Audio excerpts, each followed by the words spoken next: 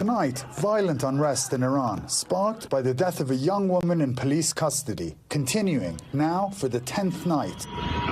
Iran state TV saying 41 people, protesters and police, have been killed since demonstrations began on September 17th following Mahsa Amini's death. But Norway-based group Iran Human Rights say at least 76 have died. Many arrests are being made even during the day when protests aren't happening. Security agents identifying people they believe were on the streets at night.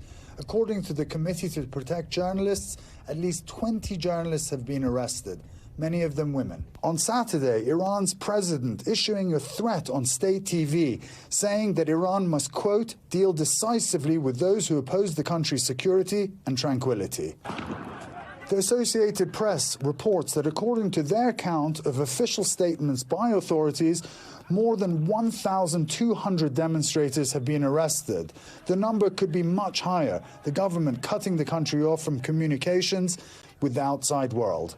Last week, blocking access to the internet and messaging apps like WhatsApp and Telegram, limiting Instagram, one of the last remaining social media platforms. Once you crack down and you want to shut down your country, you are telling everybody, I have something bad to hide. Since they started, protests have spread to at least 90 cities, towns and villages in Iran. Women leading the charge, cutting off their hair and burning their hijabs in defiance, and supporting Amini. She was arrested by Iran's morality police for allegedly violating the country's strict dress code. Iranian authorities say she died from a pre-existing condition and had a heart attack.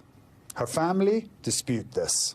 بات وجوب ويكشاهد حالة كان كله لو كاتي كما سادس بسرب ولنا ونكا بإيمان راجع عند وشات حالي زين دون رايان عند ولو كاتي كسواري ونكابي حتى أشيت أو بنكي بوليس لنا ونكي أشكنجا دري قصيبية وتري. Sky News speaking with her cousin in an exclusive interview. حتى أشنا شويني كهمويا ليدس بسر كران لذي مهسا برسري أويك أشكنجا دري ولنا ونكا إحساسي تاري تشاوك برشاوي تاري كبيت. NBC has not been able to confirm this report. The family was not present when she was in custody and has not provided any evidence supporting their claims. Violent clashes between demonstrators and security forces still seen over the weekend, even after Iran's army hinted last Friday it was prepared to deepen its crackdown on protesters. It speaks of the courage of those brave women and men who are taking that challenge and willing to pay price. And also, they know very well, even from history, that no matter how the repressive regimes are willing to threaten and already start to employ tools of repression and violence against them.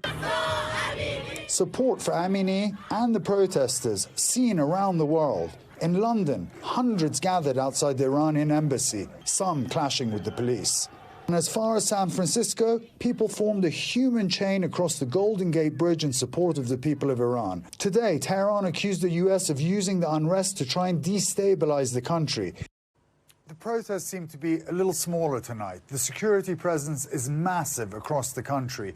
Rows of heavily armed riot police line the streets across the nation, and the internet is all but gone. The mood is somber and fearful, but people are still coming out at great risk to defy the authorities. Thanks for watching our YouTube channel. Follow today's top stories and breaking news by downloading the NBC News app.